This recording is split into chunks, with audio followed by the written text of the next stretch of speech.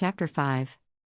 As each day passed, I would learn, in our talk, something about the little prince's planet, his departure from it, his journey. The information would come very slowly, as it might chance to fall from his thoughts. It was in this way that I heard, on the third day, about the catastrophe of the baobabs.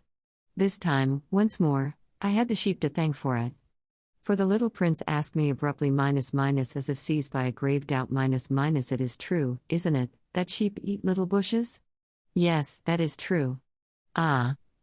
I am glad. I did not understand why it was so important that sheep should eat little bushes. But the little prince added, then it follows that they also eat baobabs?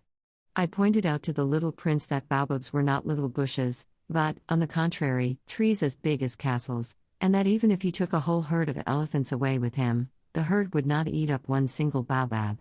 Tee walls of boxes. Perhaps I am a little like the grown-ups. I have had to grow old.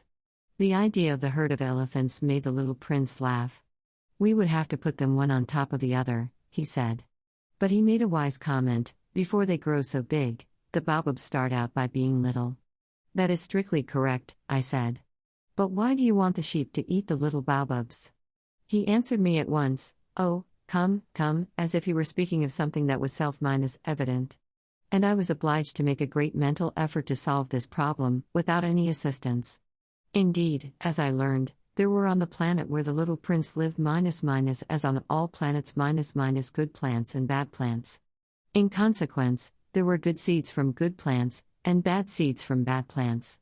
But seeds are invisible.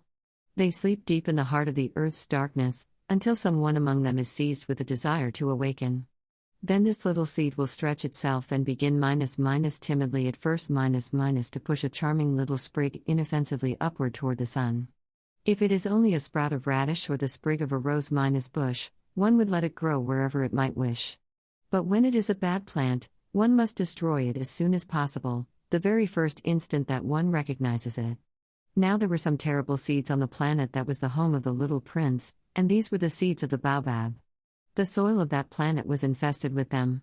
A baobab is something you will never be able to get rid of if you attend to it too late. It spreads over the entire planet. It bores clear through it with its roots. And if the planet is too small, and the baobabs are too many, they split it in pieces. It is a question of discipline, the little prince said to me later on. When you've finished your own toilet in the morning, then it is time to attend to the toilet of your planet, just so, with the greatest care.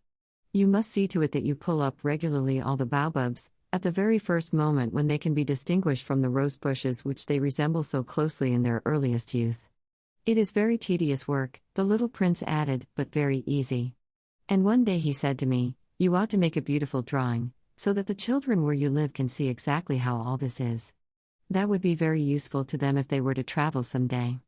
Sometimes, he added, there is no harm in putting off a piece of work until another day. But when it is a matter of baobabs, that always means a catastrophe. I knew a planet that was inhabited by a lazy man. He neglected 3 little bushes.